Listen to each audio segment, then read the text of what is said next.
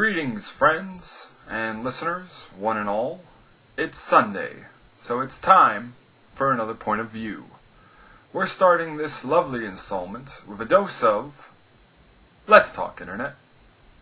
Folks, we live in the 21st century, an interconnected world where you are arguably expected to be available to be reached at any given time, if necessary, by your peers, co-workers, loved ones, friends or family. And, for example, this one goes out to your hard-working folks. If your employer or coworker needs to reach you outside of work for whatever reason, do they have your contact information to your phone number? In most first world countries, the answer is yes.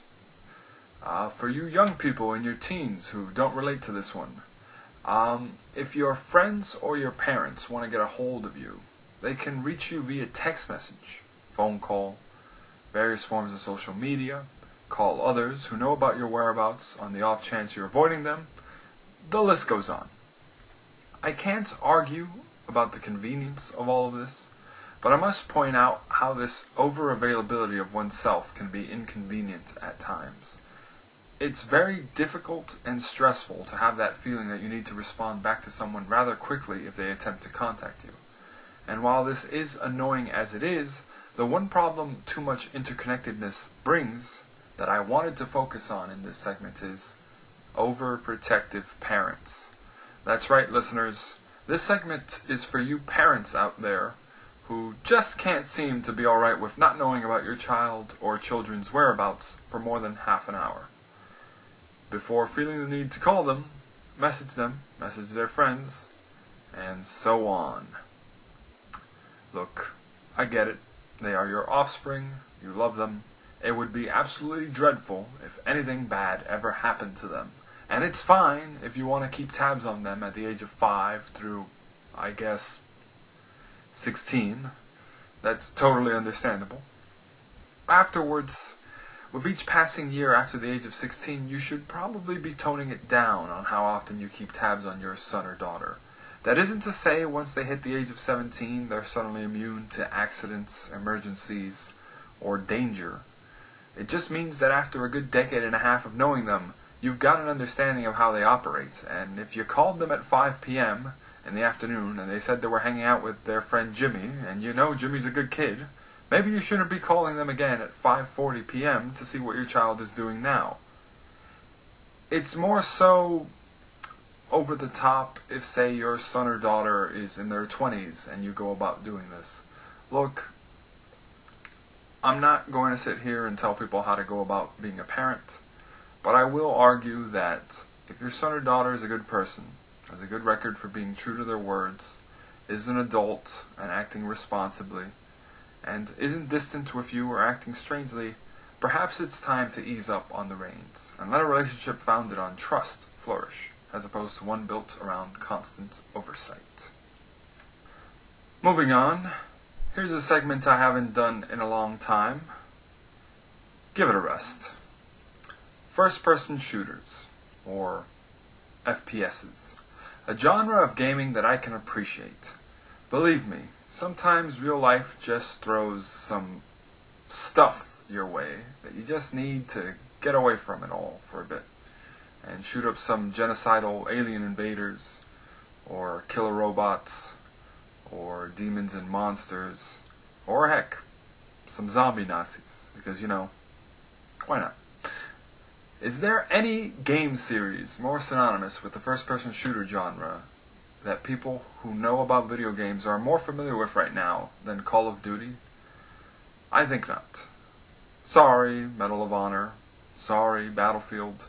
At the end of the day, Call of Duty is without question the series a person thinks of when they hear the phrase first-person shooter. The Call of Duty franchise started off with Call of Duty 1, 2, and 3 being set primarily during World War II. Then you had multiple story arcs develop after Game 3. There was the Modern Warfare trilogy, which was set during the present day at time of release. Modern Warfare trilogy's successor seems to be Call of Duty Ghosts story arc. There's also the Black Ops series, which started from World at War, throwback to the earlier games in that it took place during World War II, but later progressed to the Cold War era into a science fiction-y dystopian future. And there is also the Advanced Warfare arc, which only just started last year with Call of Duty Advanced Warfare. Taking into consideration these titles alone, because I'm not even going to begin to delve into the handhelds and other games released in the franchise not previously mentioned, Call of Duty, with the release of this year's upcoming Black Ops 3 game, will be at 12 games released in the main series. 12 games. Let that sink in, folks. Before you start getting your arguments ready, yes, I know, there are several other game franchises that have more titles and games released than 12. But still, Call of Duty, you've kind of strayed away from what your original theme was long ago. Look, you can keep making these games. That's all fine and dandy. I mean, I'm not going to tell you to stop going with what works. First-person shooters will always have a place in the gaming community. But put an official end to the Call of Duty name.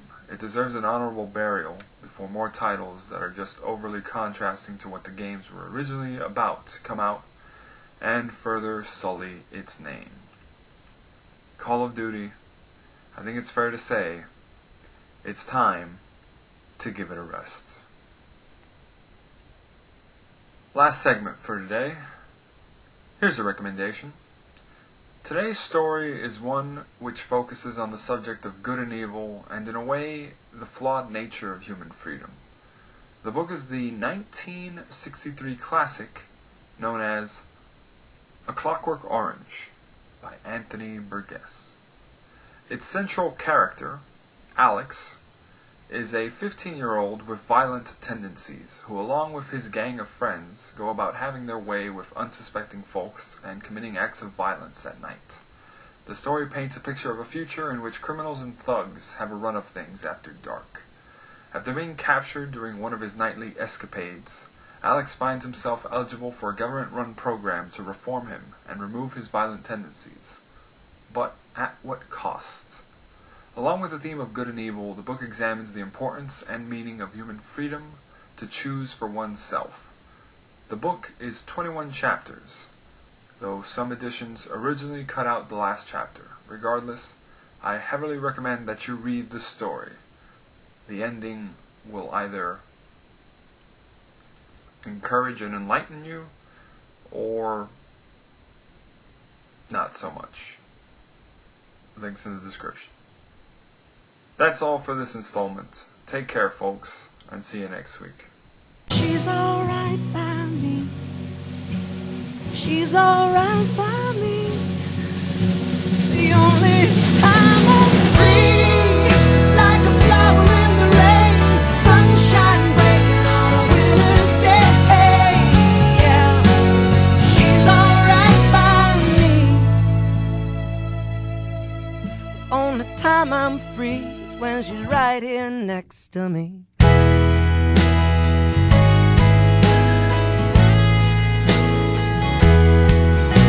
What's this now?